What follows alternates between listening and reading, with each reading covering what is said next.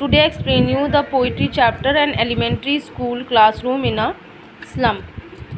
So this chapter was written by Stephen Spender, and he was a poet and English essayist. Spender had a keen interest in politics, and so he declared himself as socialist and pacifist. His work concentrated on themes of social injustice and class struggle. Okay, so the poem was written by Stephen Spender. ये जो poem है ये इनके poet हैं Stephen Spender, and he describe the social inequalities. इन्होंने describe किए social inequalities which are prevailing in society. Means inequalities हैं, social inequalities. Okay, उसको डिस्क्राइब किया गया है. In the poem he describe the condition of the students. In the poem also he described the condition of the students of an elementary school. उन्होंने describe किया है condition of students. Okay, school की condition, students की condition. जो elementary school है situated in a slum area, जो slum area में एक school है situated है, उसके बारे में describe किया है. So the poet wants to draw the attention of everyone. So poet ये चाहता है कि सभी लोग उसके तरफ attention seek करें. That how the children was suffering, बच्चे कैसे सफ़र कर रहे हैं, and they may get trained to become good citizens. और ऐसा ना हो कि स्लम एरिया में वो एजुकेशन मिल रही है so they get criminals, they become criminals. So the poet wants that they don't become criminals but they become the good citizens. They gather the good information. Okay, they get the proper rights so that they get proper education. Okay, so now we started with the poem. Okay, so from line to line. So far far from gusty waves, these children's faces like rootless wits, the hair was torn around their pallor. The tall girl with her weight head down head, the paper seeming boy with red eyes, the stunted unlucky hair of twisted bones, reciting a father's chronic disease, his lesson from his desk, at back of the dim class, one unnoted, sweet and young, his eyes live in a dream of squirrel's game, in tree room other than this. So now I tell you the meaning of some difficult words. Gusty waves means breezy winds, ठंडी ठंडी हवाएं चलती हैं. Okay, so gusty waves means breezy winds. So gusty waves means breezy winds. Pallor, one word is there, pallor. Okay, so pallor means dull face, उदास चेहरा. So pallor means the dull face. Okay, so pallor means dull face. Stunted, now the difficult word stunted. Stunted means not fully grown, ठीक से बढ़ नहीं पाते हैं बच्चे.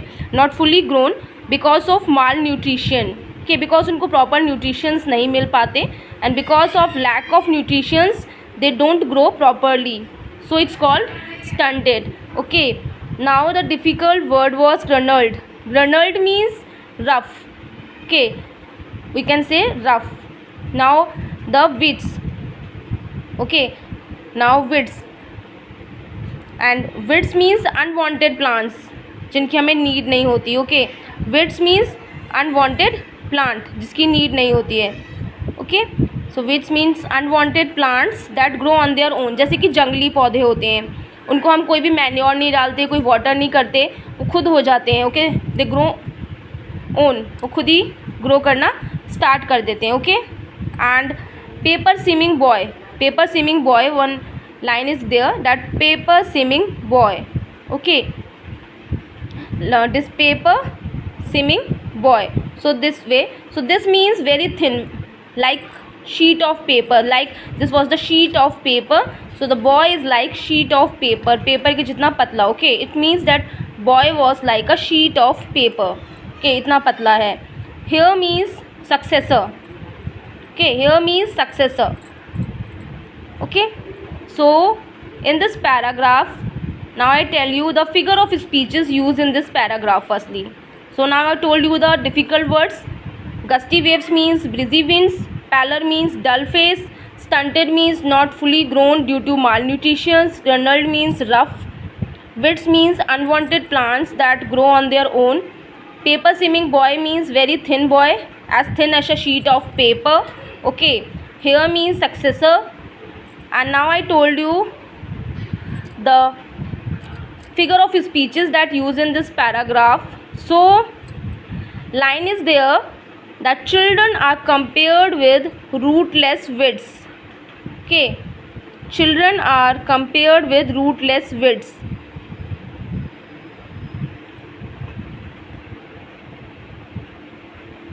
Okay, so this line, children are compared with rootless, like rootless weeds, like rootless weeds. This line, far far from gusty waves, these children faces like rootless weeds. This line. So in this line they are having a simile figure of speech, because in the simile figure of speech the comparison is made by using the word like or as. Simile figure of speech वो figure of speech होती है जिसमें हम comparison करते हैं like से या फिर एस से. Okay, so in this line they are having a simile figure of speech because it's doing the comparison with the word like rootless विड्स.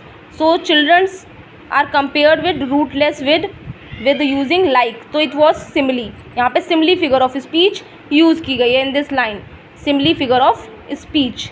Okay, now next is the paper seeming boy. So here boy is compared with paper. जो boy है उसको paper से comparison किया गया. बच्चा मतलब पतला होगा बट इतना पतला भी नहीं होगा that like paper.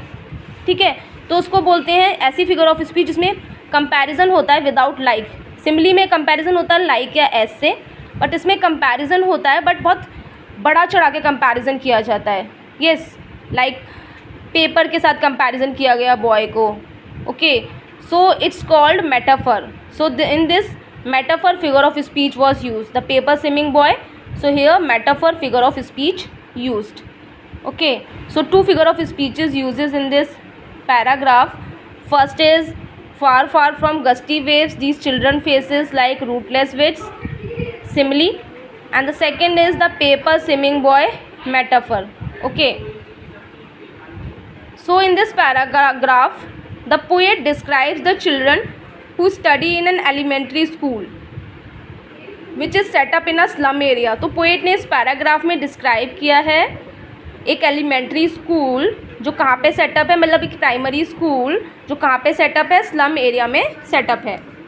Okay, so the poet describes one elementary school that was setup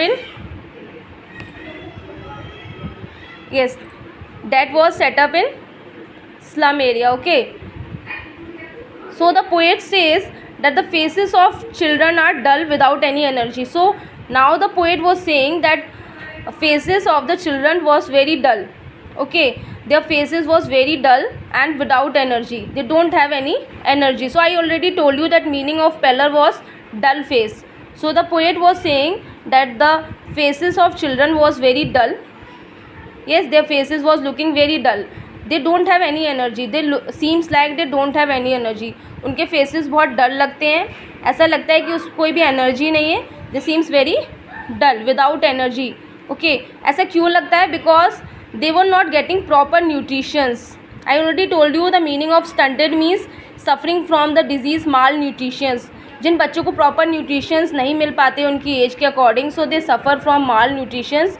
so same like that the poet is saying that their faces was dull. उनके चेहरे बहुत डल हैं क्योंकि उनके अंदर एनर्जी नहीं है, क्योंकि उनकी एज के अकॉर्डिंग उन्हें खाने के लिए नहीं मिल पा रहा है, उन्हें प्रॉपर न्यूट्रिशंस नहीं मिल पा रहा, उनको प्रॉपर फूडिंग नहीं मिल पा रही.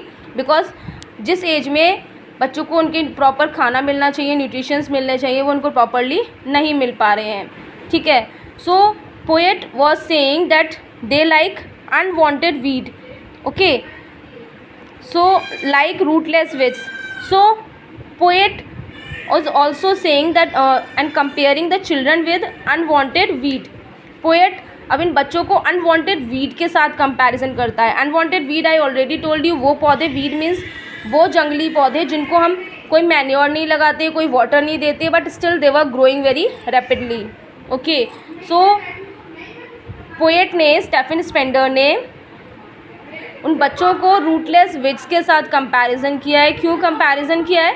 बिकॉज जैसे कि विट्स को, जो जंगली पौधे हैं उनको कोई ग्रो नहीं करता, उनकी कोई केयर नहीं करता, सेम लाइक दैट इन बच्चों की भी कोई केयर नहीं करता, इनका कोई ख्याल नहीं रखता। No one giving any food, जैसे मैन्योर नहीं देते उन प्लांट्स को, no one giving food, water, anything.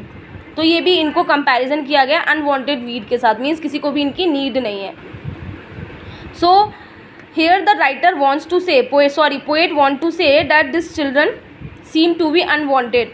सो पोएट ये बोलना चाहता है कि ये बच्चे जो हैं अनवांटेड हैं, लाइक द अनवांटेड वीड्स, जैसे कि unwanted weeds, okay, which grow on their own fields, जो कि खुद हो जाते हैं, इनको कोई लगाता नहीं है, कोई प्रॉपरली प्लांटेशन नहीं करता, प्रॉपर इनको कोई मैन्योर नहीं देता, they grow on their own, okay.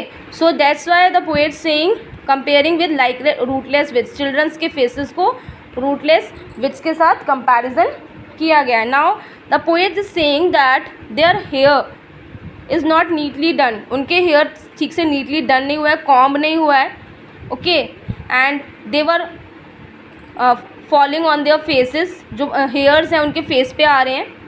इस मीन्स जो बच्चे हैं बहुत अनटाइडी हैं। अनटाइडी क्यों है? उनकी प्रॉपर केयर नहीं हो पा रही है, उनको प्रॉपर कोई केयर नहीं करता, उनको बाथिंग के लिए नहीं बोलता, प्रॉपर क्लॉथ्स नहीं मिल पा रहे हैं, proper soap and everything was not provided, so they were not clean at all, they were very dirty, very untidy, okay.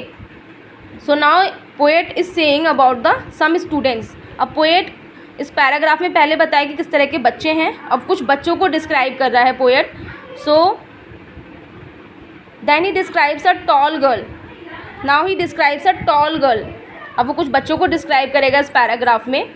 He describes a tall girl who seems to be burdened by poverty, एक girl है जिसकी height बहुत ज़्यादा है, सो वो उसको describe कर रहा है। किस तरह से डिस्क्राइब कर रहा है कि उस वेट डाउन हेड, मीन्स वो झुक के चल रही है, ये सीधी नहीं चल पा रही, झुक के चल रही है। इसका मीन्स वो पॉवर्टी का बर्डन उसके ऊपर इतना ज़्यादा है that she even not walk straight, वो इवन ठीक से मूव नहीं कर पा रही है स्ट्रेटली, इवन झुक के चल रही है वो। डैट्स वाई, क्यों झुक के चल रही है? ऐसा लग रहा है कि पॉवर्टी का उसके ऊपर बहुत ज़्यादा बर्डन है, okay. Her head is band, may be because of tiredness और Shem.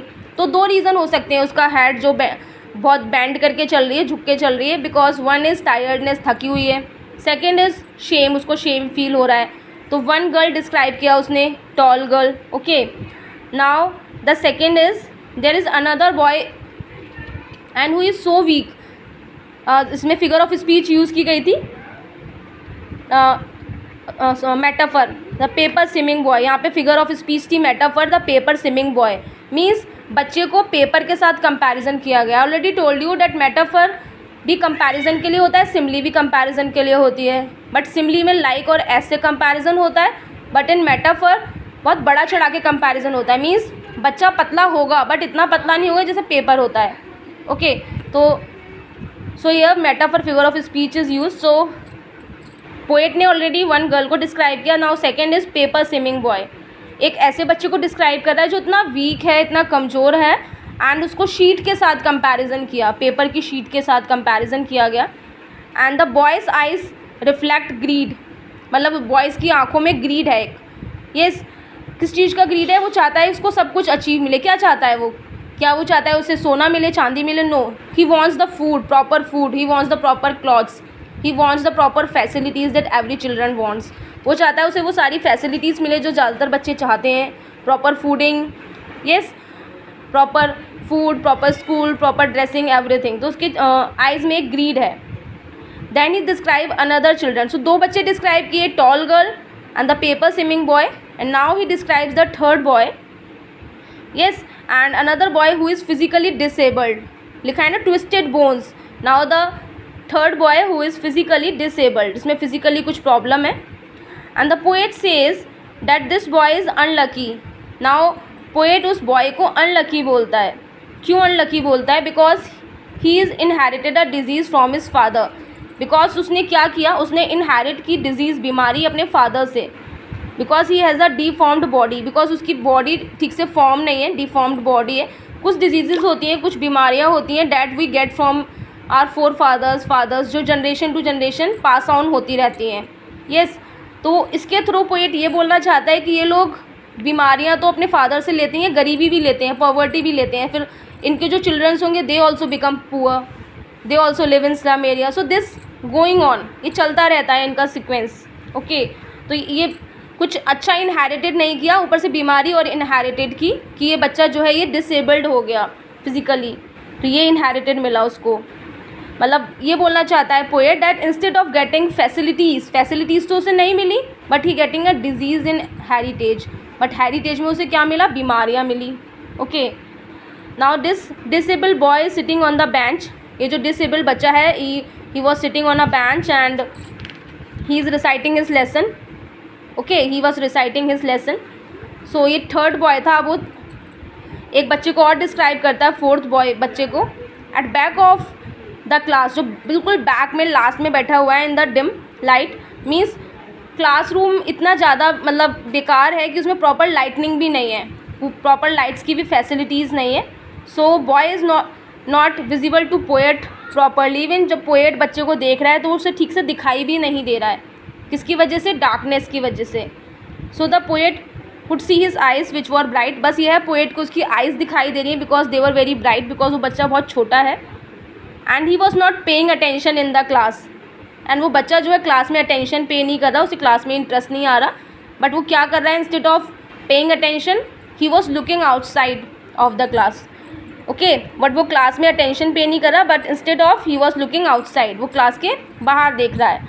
Okay, and it seemed as he was rather interested in playing with squirrels in the tree house. इससे ये पता चलता है कि he was not interested in the studies, he was interested in squirrels game. Some squirrel were there, they were playing in the tree, so he wants to also to play in that tree. So it was the summary of the first paragraph. Okay.